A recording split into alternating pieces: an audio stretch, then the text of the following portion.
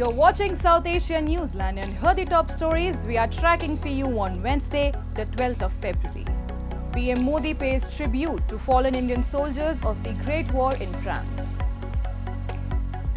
Pakistan PM Sharif meets IMF chief, discusses reforms to ensure economic stability. And millions take holy bath on auspicious full moon day at India's Kumbh Mela.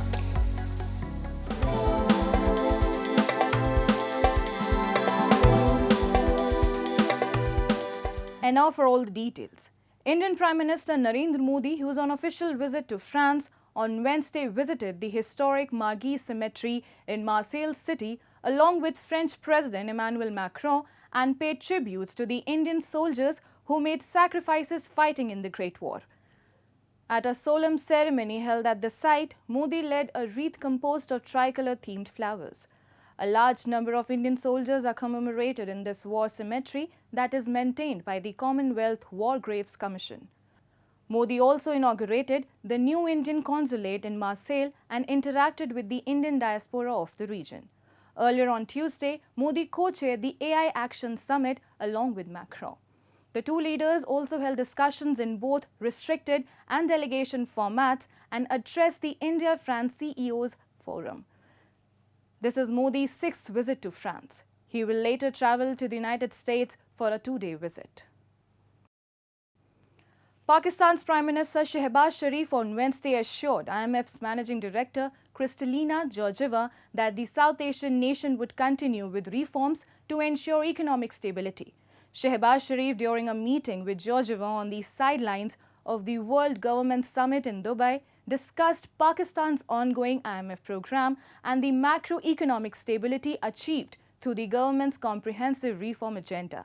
A three-member IMF mission is also in Pakistan to conduct a governance and corruption diagnostic assessment under the 2024 Extended Fund Facility program. Islamabad, currently bolstered by a $7 billion facility from the IMF granted in September, is navigating an economic recovery.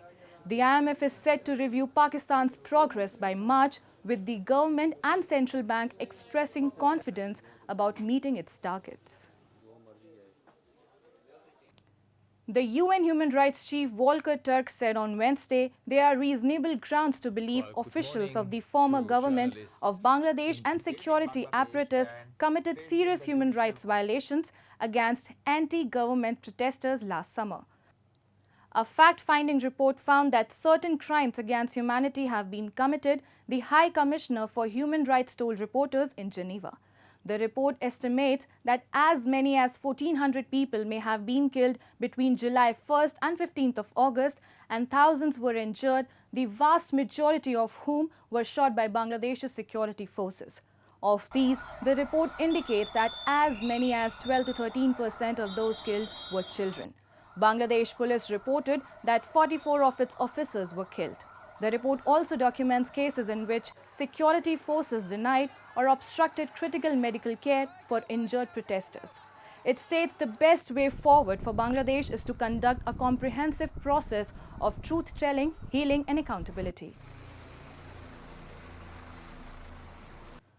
A coalition of 123 organizations across the United States has urged the Congress to reverse President Trump's executive order realigning U.S. RAP, which has suspended the U.S. refugee admissions program and halted humanitarian assistance.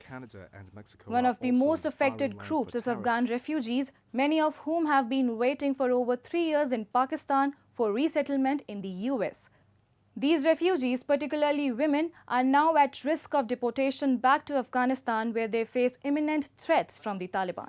Reports suggest the plight of Afghan refugees in Pakistan has worsened due to the suspension of the refugee program. Many refugees are running out of financial resources and legal documentation, making them vulnerable to deportation by Pakistani authorities. These individuals and families were already living in precarious conditions and now face further uncertainty as they are forced to return to a country plagued by conflict and persecution. The suspension has significantly impacted Afghan refugees, particularly those who assisted U.S. military operations.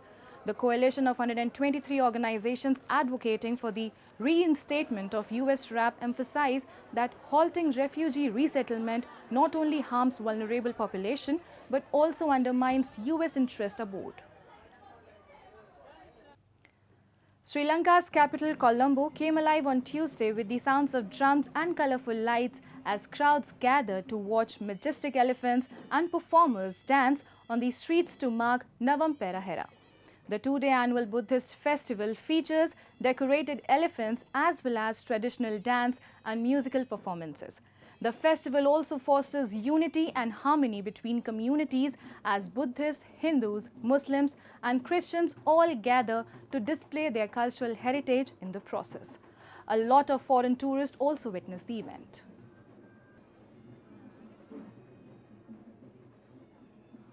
This is my first experience and it's a privilege to be part of the whole culture of Sri Lanka and to be assaulted by my senses with all the noise and the colours and the smells and the joy. So thank you for this lovely privilege. So it's the first time for me to see this traditional performance. I found it very impressive. And it's nice to see how the culture is still living in everyday life. So I found the color is very nice, and the performance is very nice, and the elephant is very impressive as well. It's very nice to see it. I'm happy. And millions of devout Hindus on Wednesday flocked the Mahakumbh in India's Prayagraj on the auspicious occasion of Magh Poornima to take a holy dip in the sacred rivers. Take a look. More than 10 million devout Hindus took a dip at the confluence of sacred rivers in India's Prayagraj during a span of 4 hours on Wednesday, as authorities braced for millions more to swarm the site of the Kumbh Mela on the full moon day of Magh Poornima, considered extremely auspicious. Authorities stepped up security measures and put air ambulances on standby. Hindus believe that a plunge in the waters where the Ganga, Yamuna and the mythical Saraswati meet absolves them of sin, but they consider this year's event even more significant as having the power to free them of the cycle of rebirth. जिसको महापूर्णिमा स्नान था, जो व्यवस्था थी वो काफ़ी अच्छी थी और हमारा स्नान 4 बजे हमने 4 बजे स्नान किया था और सब कुछ आज काफ़ी अच्छे से हुआ.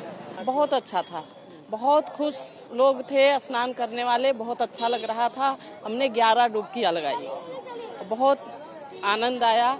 Maintaining safety can prove a challenge during Kumbh despite stringent precautions.